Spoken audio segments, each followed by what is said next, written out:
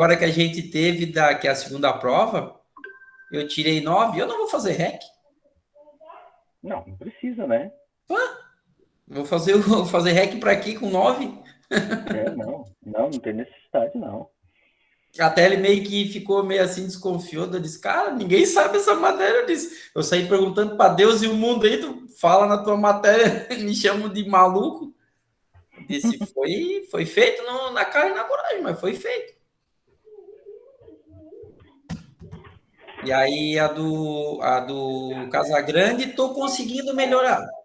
Tá melhor já os exercícios que valendo nota lá, eu tô conseguindo fazer, tá? Aquela conexão ajudou?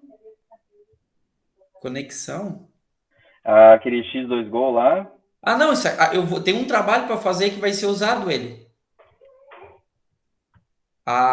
Se eu não me engano, é AE6. Vai precisar daquele lá e vai precisar do Wireshark, que eu nem sei o que é isso. Wireshark? É, eu nem sei o que é isso. Wireshark. Vocês nunca usaram? Não, ele já mostrou, só que no meu computador não rodava, não dava certo, travava, virava num alho. E aí eu não tinha o que eu fazer. Aí eu não instalei mais, não desinstalei para instalar de novo e não instalei mais. Não sei nem como é que faz. Porque ele meio que me O... auxiliou a vez passada. Tá, eu só tô botando os comandos aqui, tá? O Wireshark, só para informar, ele tem uma aplicação bem pequenininha no começo, que é para permitir que qualquer usuário possa monitorar a rede, porque senão ele só abre os arquivos. Ele Eu não, só... professor, eu sou leigo, eu não entendo nada de programa. Então, se não pegar na minha mão e disser assim, ó, vamos andando e vamos fazendo isso, não chega a lugar nenhum.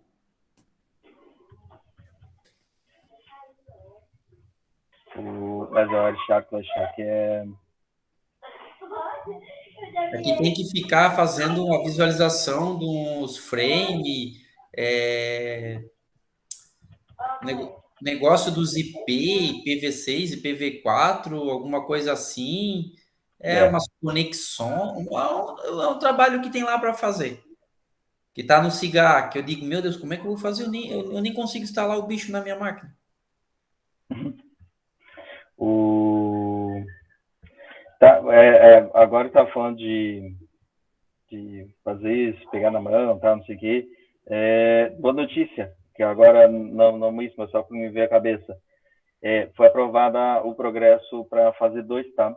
Sim, eu participei ontem de manhã. Da reunião? Sim. Da votação? Não da votação, mas tinha um pessoal do grupo lá dos discentes lá, que me colocaram lá, que tinha alguém que estava assistindo meio que na íntegra e foi passando para nós. Hum, Alguma coisa assim, professor, alguma coisa assim, que eu sei que era quase perto do meio-dia, falaram que foi aprovada a segunda fase. foi. Foi, olha,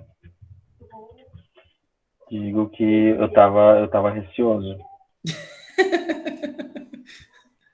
Tava receoso e eu não aguento mais. Muito chato. Tudo bem que pra vocês é chato, mas pra nós é chato também, meu Deus. Professor, mas o problema é que, pô, 8% de aluno é complicado. Eu só não entendi essa fórmula. Não entendi o que é o 8%. 8% não é nada, eu não tô entendendo. É porque assim, professor, a capacidade dentro do campus, 30% entre funcionários e aluno, certo?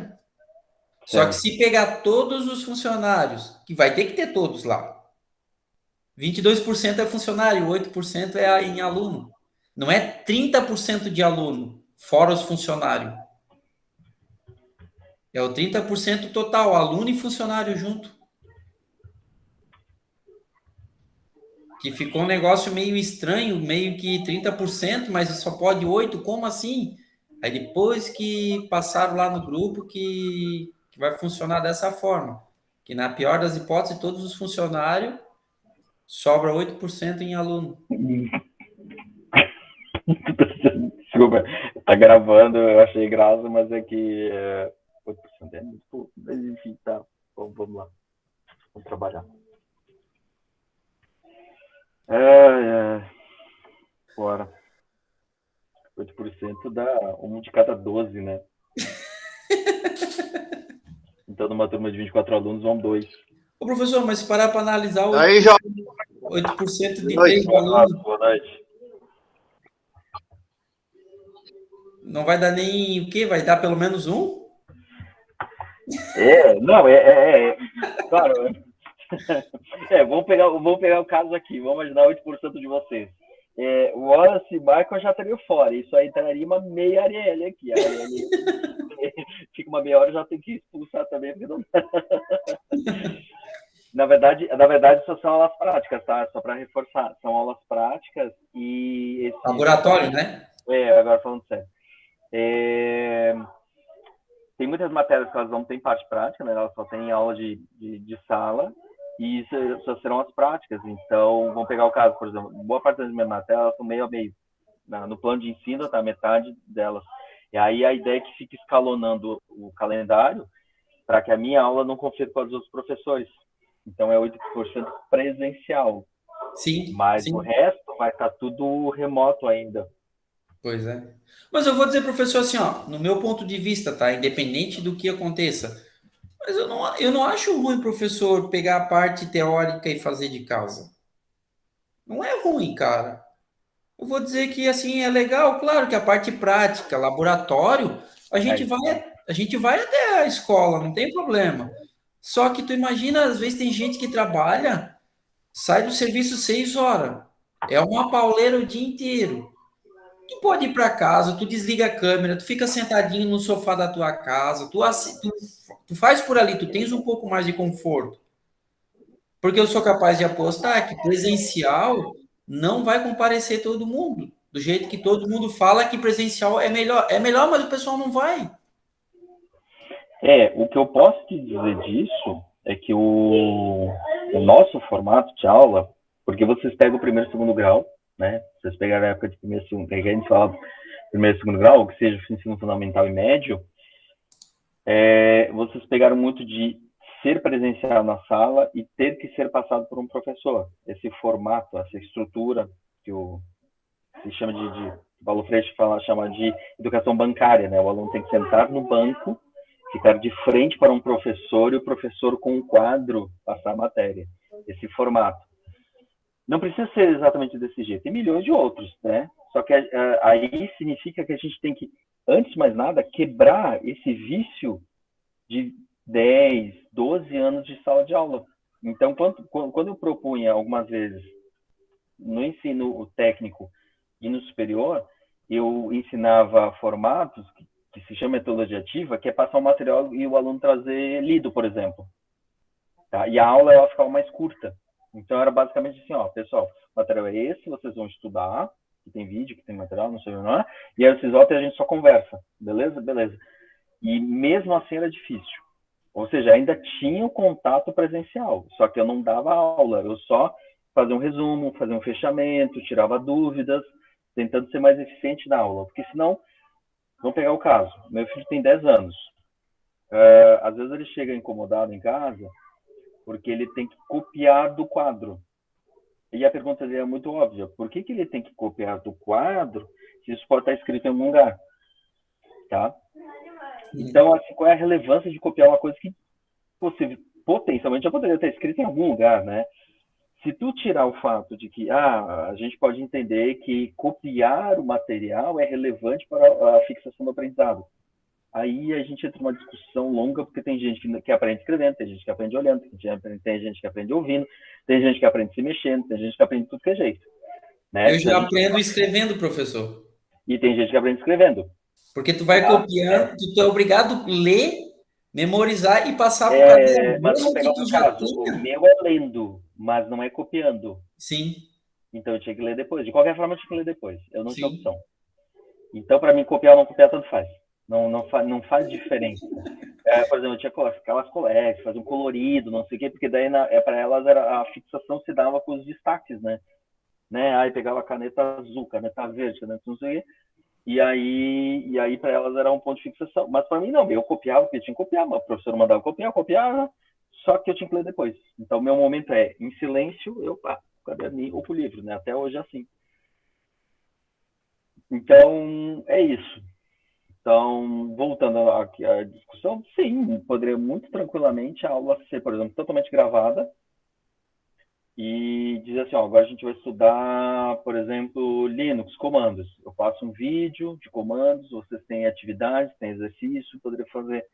O grande problema, na minha opinião, até hoje, que foi o que eu mais apanhei na pandemia, foi de que o aluno não está acostumado com isso. Ele não está. Ele não consegue, aí ele trava, tem dificuldade, às vezes tem aquela migalha assim, de informação que falta e ele não fica batendo cabeça, ele não está acostumado às coisas darem errado, né? Porque a prof sempre dá as coisas certas, né? Então, se eu te dar um roteiro e tu repetir o roteiro, vai funcionar. Agora, se tu tiver que fugir um pouco do padrão, já começa a bater a cabeça. Então, assim, a aula totalmente teórica, tudo bem. Só que aí a gente tem mais um problema, que é a disciplina de estudo. Se eu disser, tu vai estudar, ó, das 7 às 9, tá bom? Beleza? Quantos fazem? É complicado. Em casa, sem a pressão, porque uma coisa tá ali, né? O prof assim, ó, e aí, tu vai ler ou não vai? É? Eu tô esperando vocês lerem, né? Outra coisa é estar em casa e tem uma geladeira, tem um fogão, tem uma TV, né? Tem um monte de acessórios de desfoque, tem um celular. Então tem que ter disciplina. Eu fiz cursos online e eu que sou todo organizadinho, pelo menos essas coisas, eu apanhei para fazer o curso. À distância. E era um curso curto, era curso assim de 4 semanas, que era sobre gamification, né? Que é gamificação, que é como colocar alguns elementos de jogos dentro do ensino. Aí chegou da metade em diante, assim, hoje eu tenho que assistir a aula, até amanhã eu assisto. Aí no dia seguinte, amanhã eu assisto, né? O fiado amanhã, né? Mas é o Amanhã, que amanhã. acontece com a gente, professor. Isso não é diferente. Não é Aqueles diferente. vídeos que o Não professor é pediu. a gente nunca deixa de ser aluno, né? Se tu pegar Sim. um monte de prof e botar numa sala de aula, e botar ele sentado na posição de aluno, ele vai ser aluno. Isso aí não tem erro, né? É Então, que, na verdade, professor, a gente em casa, a gente não é aluno. Exatamente. Uma das grandes discussões dessa época da pandemia foi isso, porque a gente entra em conflito em casa. Porque em casa a gente é da casa, a gente é trabalho, a gente é isso, a gente é aquilo. São Sim. os papéis, né, que a gente tem e às vezes eles entram em conflito. Eu tinha milhões de vezes, né, com a minha mãe, porque eu comecei fazendo computação. E aí ela sempre dizia, guri, tu que não tá fazendo nada. E eu tava trabalhando, ou estudando, fazendo alguma coisa no computador. Tu que não tá fazendo nada aí, vem me ajudar, não sei o quê. Não, mamãe, tô aqui. Não, tu só fica aí nessa tela, não faz nada, não senta nada aí, tá tudo parado, tá branco esse treco, o preto, né? Não tinha nada de informação. E era eu lá formatando, mexendo no computador. Enfim, tá? Mas voltando, eu acho que se a gente se organizasse e fizesse, vamos fazer o método, eu acho que sabe o que a gente poderia fazer? Ensinar métodos de aprendizado em casa. Aí eu acho que daí funciona, aí fica legal. Aí a gente pode pegar o fazer uma coisa que no técnico era a proposta original. Se vocês olharem com carinho nas emendas, vão ver que as disciplinas de projeto têm 2 noites. E isso é compatível com uma normatização do Instituto de que até 20% da carga horária de uma disciplina pode ser à distância. Quando a gente diz à distância, é não presencial. E uma das noites de PJ aí podia ser em casa. Agora tu pode trabalhar em casa ou no teu horário. Por isso que eu comecei a fazer essas atividades extra-classe, só para ver como é que começar já a flexibilizar. Professor, uma pergunta meio fora do nossa conversa. A terceira fase, o professor dá aula também, não? Terceira fase, não. Pelo menos teve já a divisão de carga horária e eu não peguei a terceira. Eu vou ficar na segunda. Deixa eu fazer uma pergunta, professor. Eletrônica aplicada é o quê? É uma aula prática ou uma aula de conta e Prática, teoria? prática. Eletrônica aplicada, que eu saiba, é aula de laboratório, que normalmente ela está junto com instrumentação. Não sei se vocês tiveram. Mas ela é junto com instrumentação. Então é conhecer o ferramental e é montar circuito. Ah, tá. Tipo assim, tem alguma coisa a ver com, vamos dizer assim, um exemplo, uma placa de Ah, uma placa de um split de ar-condicionado. Saber poder, vamos dizer assim, achar um defeito ali, ou... Achar o defeito, pegar o multímetro, fazer medição de tensão, achar ponto de curto, Ah, tá, ô, aplicar legal, aplicar então, professor. solda. Sabe É o que que eu bem estava legal. achando que fosse? Ah, Como se fosse uma continuação da aula do Eduardo, assim, porque quando eu li é, eletrônica aplicada, eu digo, deve ser conta, né? Alguma coisa assim. Eu digo, vou perguntar para algum professor para saber o que que é agora. Se for realmente essa questão que o professor falou, então, pô, então eu estou no caminho não, não. certo. Eu acho até, vamos abrir agora, vamos aproveitar enquanto a gente está no assunto. Eu vou abrir aqui a estrutura do curso. Vamos lá. E que eu saiba, ele tem esse nome, ó. Grade, eletrônica aplicada, plano ementa, já te digo o que é ementa, ó. Componentes eletrônicos, diodos, transistores, retificação, amplificador operacional, circuitos integrados. Eu sei que vai ter alguma coisa de conceito, porque vocês pegam alguma coisa de sistemas discretos, não sei se vocês viram. Mas tem a parte aplicada, porque, por exemplo, vocês vão pegar diodo, é legal mexer, não sei se a gente tem, né, porque eu não sou dessa área, mas é mexer com fotodiodo, a questão de nível de tensão, fazer um teste, provavelmente botar em bancada, botar um osciloscópio, ver se está se comportando, esse tipo de coisa. O circuito, ele está oscilando muito o nível de tensão, como é que tu estabiliza, essas coisas. Porque é o seguinte, professor, eu me formei em hack, mas a gente mexeu na parte elétrica. Circuito elétrico de um Não ar-condicionado. eletrônico, é isso mesmo. Só que assim, chegou em placa, morreu. Não, Não, mas é isso. Até aproveitando, Michael, só explicando, tem um professor que é o Pedro Armando, ele saiu da área de tele, ele foi para a área de hack, porque uma das demandas que eles tinham na área era, inclusive, formular sobre isso, que como os sistemas estão cada vez mais digitalizados, informatizados e não sei o quê, e hoje tu abre uma geladeira, porque antigamente geladeira era é o uma peça de compressor e atrás a tubulação e deu. Mais e nada. deu. Tá? A minha geladeira, uma geladeira bem normal, aquelas geladeiras normalzinhas assim, etc.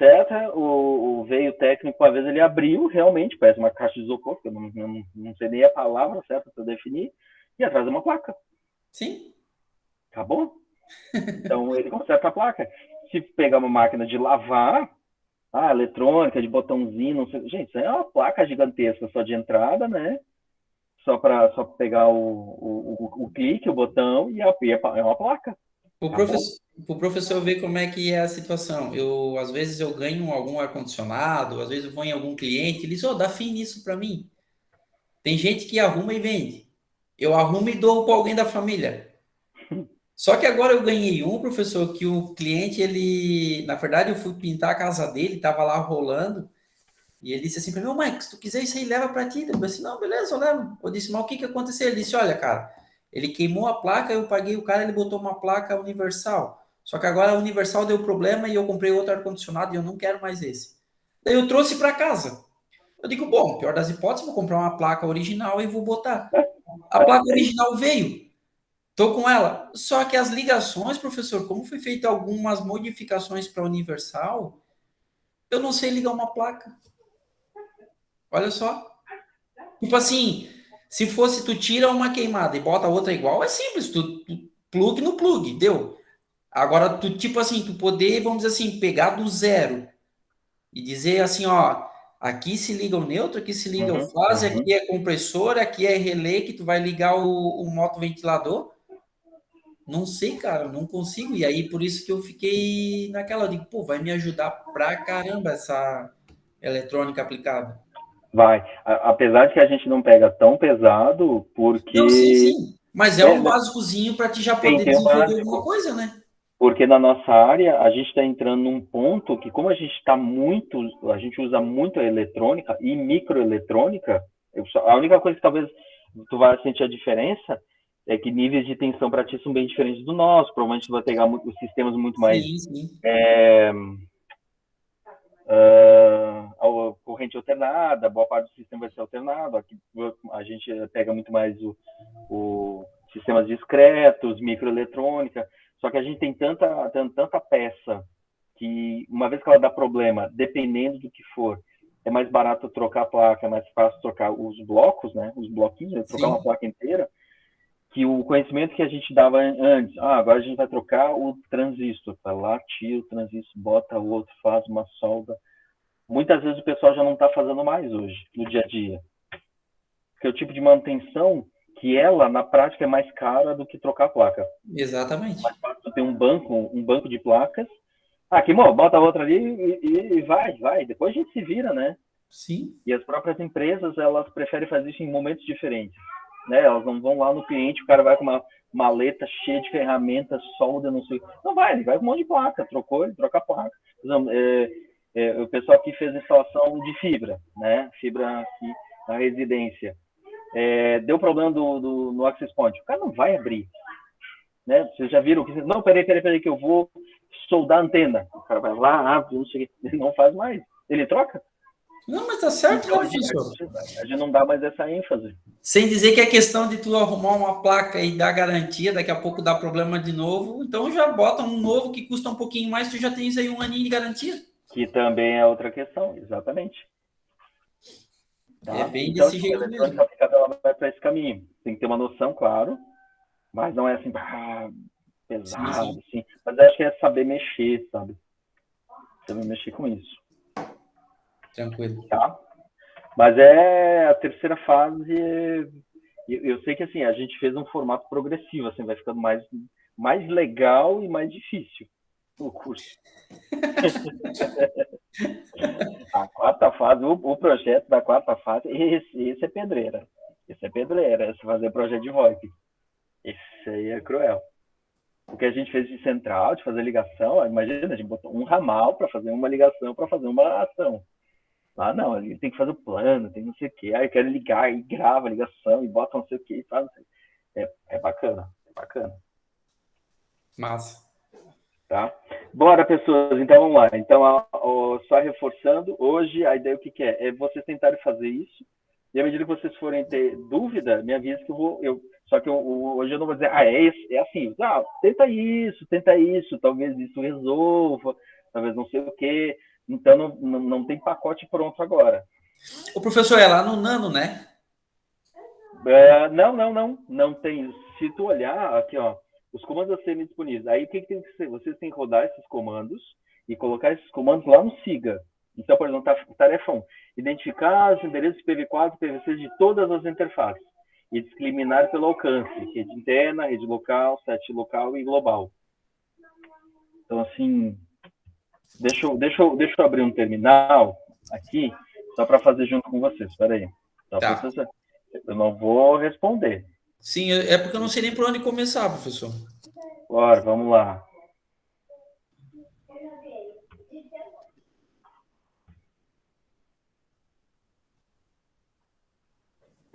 Eu vou compartilhar essa guia agora. Foi, né? Foi. Tá? Eu estou aqui com o terminal. Estou aqui com o Fish. Então, olha só. A tarefa 1. Identificar os endereços IPv4 e IPv6. Então, vocês têm que ir lá. Vou compartilhar agora aqui. Essa é a guia. Provavelmente deve ter chaveado para... Deixa eu fazer o seguinte. Deixa eu parar. Deixa eu fazer uma coisa mais simples. Eu vou compartilhar a tela toda, porque senão vai ficar muito... pula aqui, peraí. Muito demorado. Compartilhar a tela toda, uma janela, essa janela aqui e pronto. Ok, tá? Vamos ver se vai. Ok, deve ter compartilhado. Então, o que acontece é o seguinte, olha só, trabalho 3. Vocês estão com... Eu estou com a aba trabalho 3. Eu estou com os comandos Linux aqui, ó, lembra? Todos Sim. Os comandos estão aqui, então o que vocês precisam está aqui. E por último, eu tenho um terminal. Então, vamos lá. Primeiro item. Identificar os endereços IPv4 e IPv6 de todas as interfaces e discriminar pelo seu alcance. Beleza? Então, endereços IPv4 e IPv6. Eu vou agora para a terceira aba. E ao ver aqui, tem os comandos, desculpa, os comandos de rede, bem aqui no final, ó. E aqui tem os comandos de rede. Tem o dig, tem o IP, tem o ping, tem o SS, que são os comandos que a gente tem. Então, olha só, tem o comando IP que mostra e manipula valores de camada de enlace de rede, como, por exemplo, endereços IPv4 e IPv6. Ó, tem o IP, tem isso, tem aquilo. E aí vocês têm que passar esses comandos para lá, pode ser esses de teste mesmo, e ver o que eles fazem. Então, se vocês olharem, por exemplo, ó, IP link show. Se vocês conseguem ver algum endereço em IPv4, IP-4 address show. Ó, IP-6 address show. Vocês conseguem, nessa tela, ver os endereços IPv4 e IPv6? Sim, né, professor? É isso Sim. que está. É o que Sim, está. é o que está na tela. Então, o comando IP-4 address show, esse é o comando que vocês usaram. Ele vai mostrar que na interface do PBAC o endereço é aqui de net, de internet, tá? 127.001, o barra em diante não precisa. E a ETH0 tem 191.36.849. Esses são os endereços de IPv4.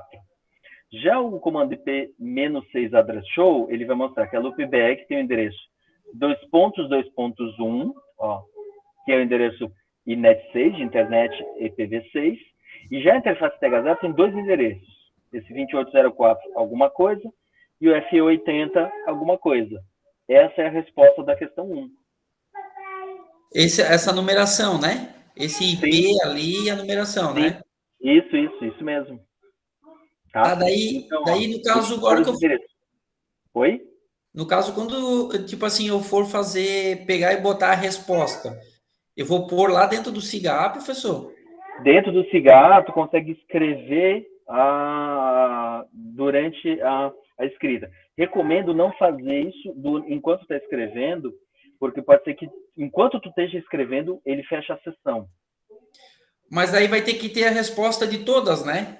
Isso. Então, o que eu aconselho fazer? O que eu faria? Eu vou, ou caderno, ou um editor de texto, ou É bem Word, isso que eu qualquer ia coisa. fazer mesmo, professor. Então, eu vou fazer assim, ó, eu vou pegar meu caderno. Questão 1, interface loopback, tem o IP 127.0.0.1. A ETH0 tem o endereço 191.36.8.49. Ó, bem assim, ó. Anotando aqui, né? Ó, Sim. tá? E depois eu vou lá no SIGA e mostro os valores. É o que eu sempre faço, que daí eu mando em PDFzinho ali o arquivo. E qualquer coisa, eu até pedi para escrever online, porque eu acho que se alguém estiver escrevendo digital, porque senão eu até ia deixar para enviar por arquivo, que é bater foto e mandar foto. Sim. Só que talvez não caiba uma folha e ele só deixa mandar um arquivo. Se tu tiver para bater duas fotos, aí tem que juntar as fotos, aí não ajuda muito. Tá? É isso. Tá. Tá? Eu Então, eu só não consegui então achar, professor. é muito mais complicado agora, Michael. É só uma questão de interpretação do que está sendo pedido. Por isso que eu vou ficar aqui online. Tá. Não, Tá? tranquilo, eu vou. Na verdade, só faltava a listagem dos comandos que eu não tinha. Isso, mas se tu abrir o trabalho 3, ele tem um link lá que é a lista de Eu comandos. acabei de abrir o linkzinho. Isso. Eu preenchi agora a lista de comandos. Se vocês não acharem, a descrição está ruim, está confusa, está incompleta, me avisa que eu melhoro a redação desses documentos, tá? Tá. Tá? Mas é basicamente isso. É vocês tentarem fazer. Eu estou aqui online, tá? E só me chamar se for o caso. Beleza? Tá? Se quiser ficar com a câmera ligada, etc., não tem problema. Só porque eu fico mais por demanda. Tranquilo.